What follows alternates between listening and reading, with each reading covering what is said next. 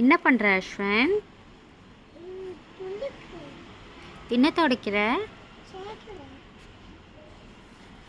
நல்லா துடைச்சியா? ஏன் இப்படி ஆச்சு? ஏன் மண்ணெல்லாம் பட்டுருச்சு சைக்கிளில் அஸ்வன்?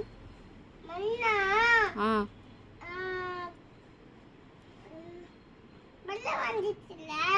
ஆமாம். ஆ அப்படியா? உனக்கு யார் சொல்லி கொடுத்தாங்க இந்த மாதிரி நீயே தொடச்சிக்கணும்னு? யார் அப்படியா? அப்போ அம்மாவுக்கு தேங்க்ஸ் சொல்கிறியா? சொல்கிறியா தங்கம்?